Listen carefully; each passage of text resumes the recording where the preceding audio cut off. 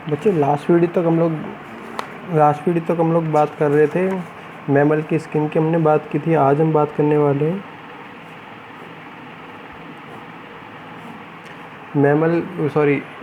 Animals के skin पे पाए जाने वाले विकास की हम लोग बात कर सकते हैं। जैसे इसके स्कोलोडॉन में क्या पाए जाते हैं, उसके ऊपर प्लेकोइड शल्क पाए जाते हैं, स्किल्स पाए जाते हैं, ठीक है ना। क्या पाए जाते हैं? स्किल्स पाए जाते हैं। अगर एबीज की बात की जाए तो उसके ऊपर फीदर्स या पिच पाए जाते हैं। क्या पाए जाते हैं? पिच पाए जाते हैं। और मैमल्स की बात की जाए तो उसमें हेयर पाए जाते हैं, रोम पाए जाते हैं, ठीक है ना। तो इन सब के विकास को हमको क्या करना है? देखना है इनका विकास किस प्रकार से होता है। तो आज हम देखने वाले डेवलपमेंट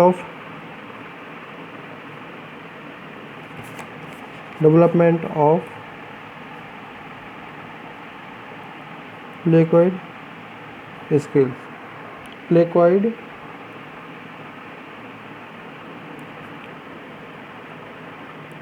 शल्कों का विकास। ओके, तो सबसे पहले हमने बात कर सकते हैं हम लोग किससे होगा?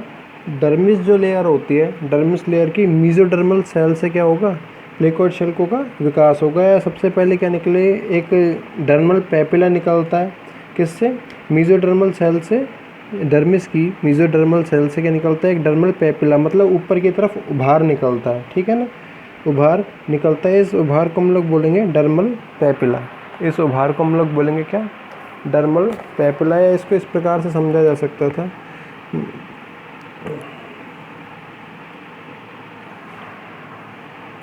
इसको इस प्रकार से समझा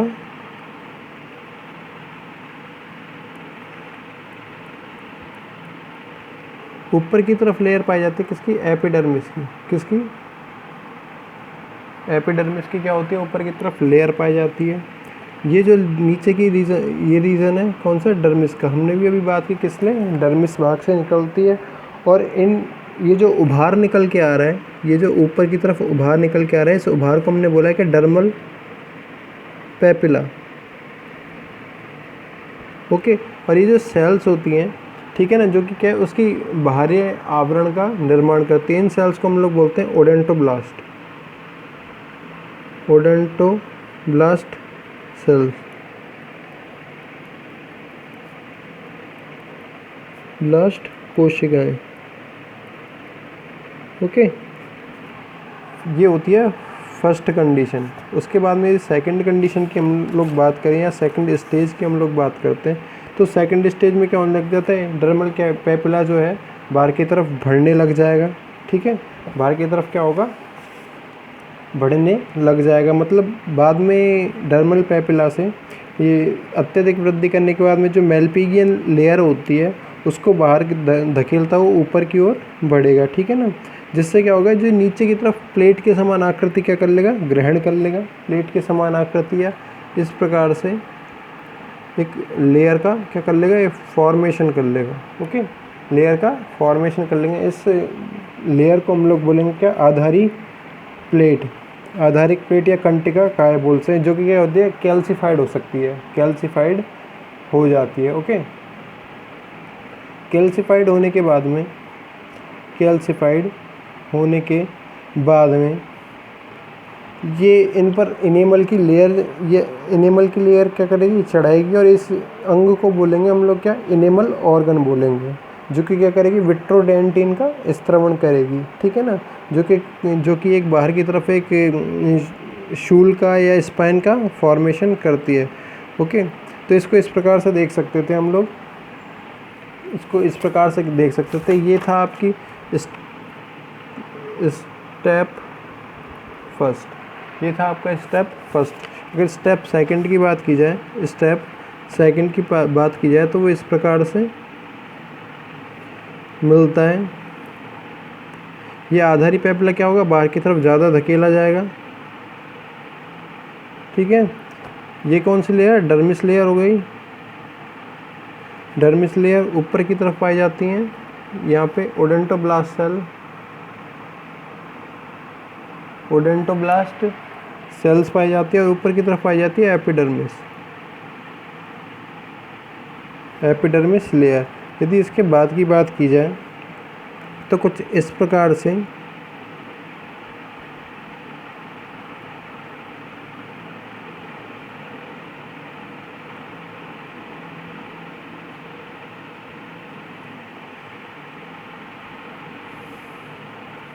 कुछ इस प्रकार से क्या होती है, यहाँ से एक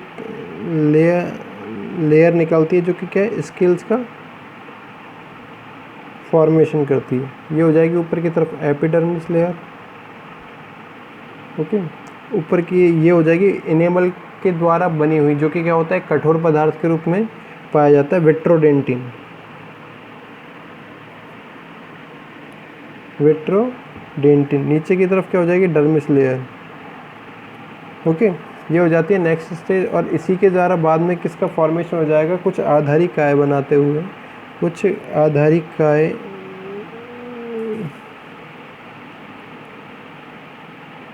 बनाते हुए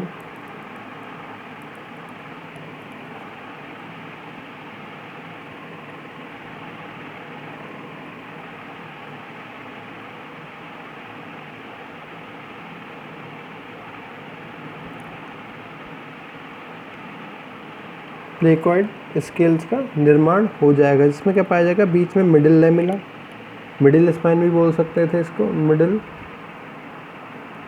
स्पाइन भी बोल सकते थे। ये साइड में जो स्पाइन्स पाए जाएंगे इन्हें बोला जाएगा लेटरल स्केल।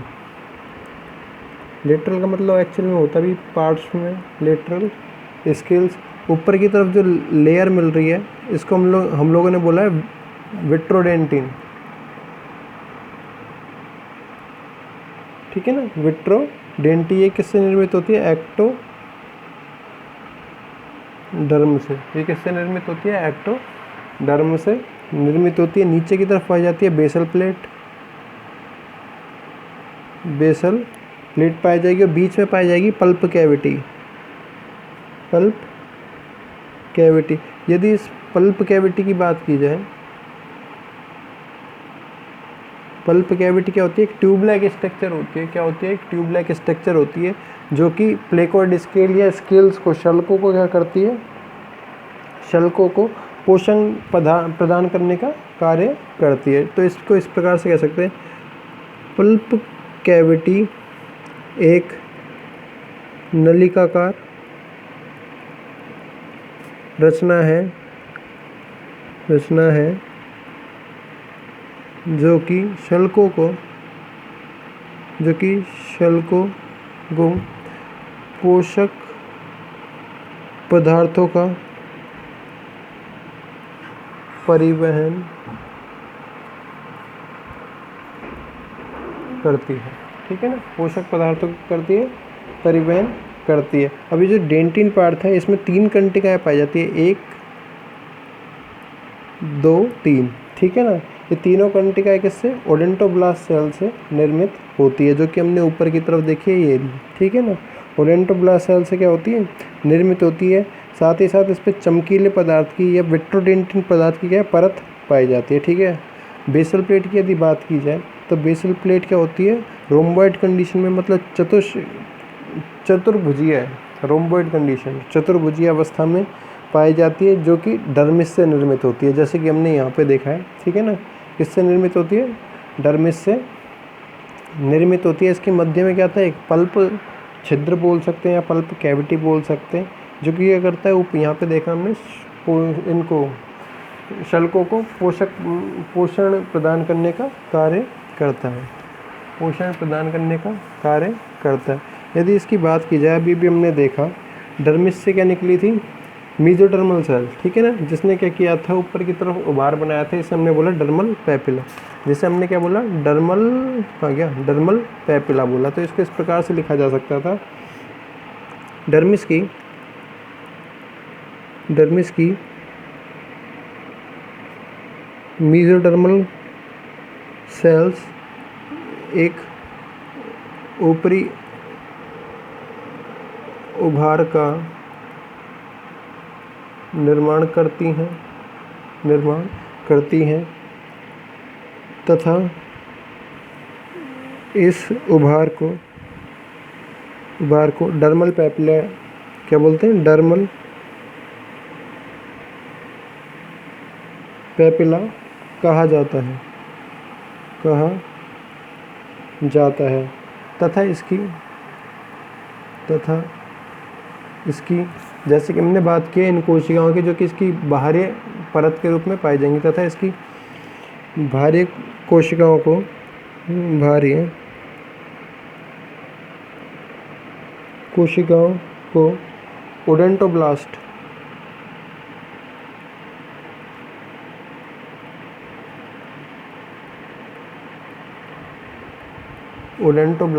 कोशिकाएं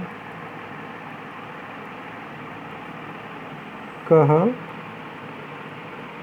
जाता है। क्या बोला जाता है? ओडेंटोब्लास्ट कोशिकाएं क्या बोला जाता है, जो कि क्या करती है, धीरे धीरे ऊपर की ओर वृद्धि करती है, ठीक है ना। तथा वृद्धि के साथ साथ जो इसकी बेसल प्लेट का हमने निर्माण किया डर्मिस से, ठीक है ना।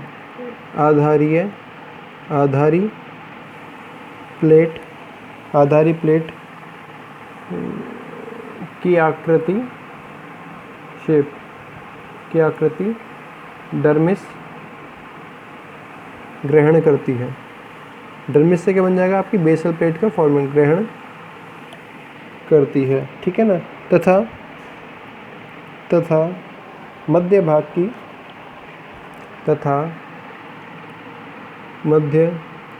भाग की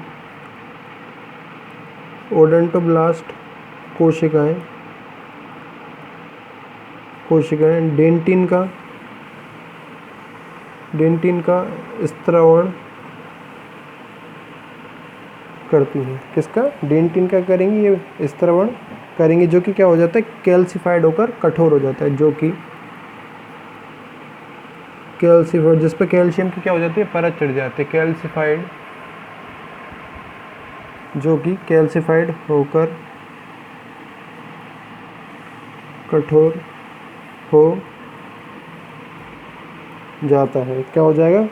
कैल्सिफाइड होकर कठोर हो जाएगा, ठीक है ना। अब यही लेयर क्या बनाएगी? यहाँ पे इसके ऊपर एनेमल का स्त्रावण करेगी। इसी को हम लोग बोल सकते थे एनेमल अंग बोल सकते थे, तथा ठीक है ना। यह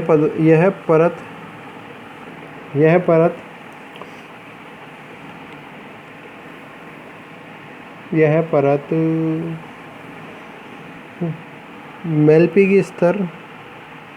मेलपिगियन लेयर की एपिडर्मल कोशिकाओं की सहायता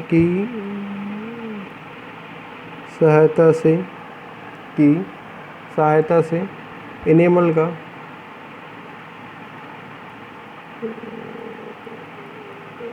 स्त्रावण करती है। किसका? एनेमल का स्त्रावण करती है। तथा विट्रोडेंटाइन, जो कि हमने देखा है, तथा विट्रोडेंटाइन कहलाती है,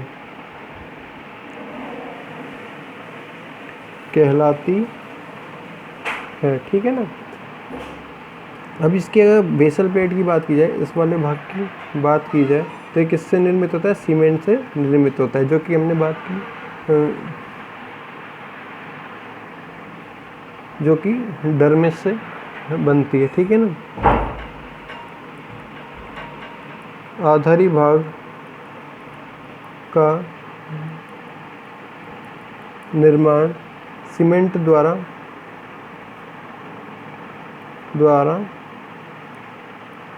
होता है, जो कि डर्मिस से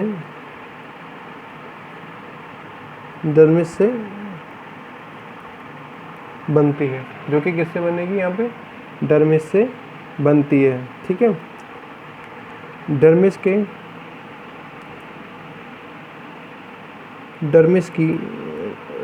की कुछ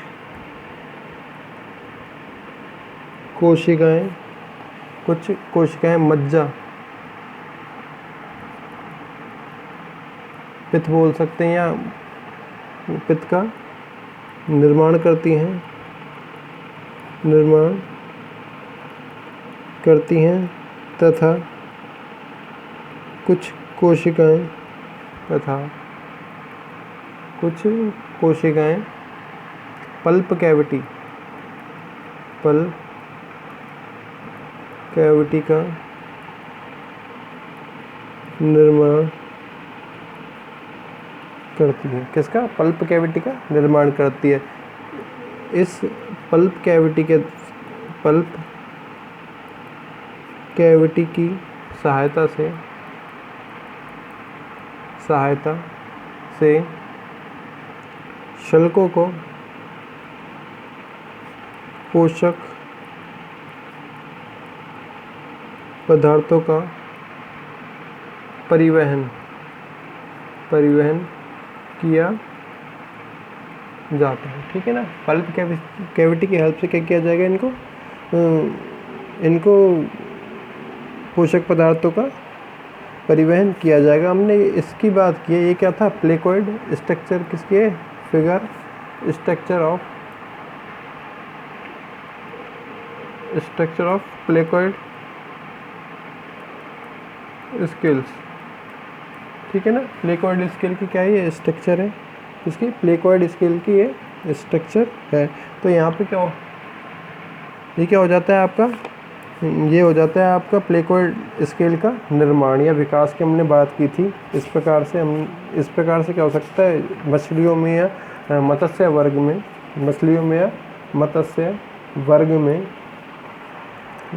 में स्केल्स का निर्माण पाया जाता है। ठीक है। बाकी हम लोग देखेंगे नेक्स्ट वीडियो में। Thank you.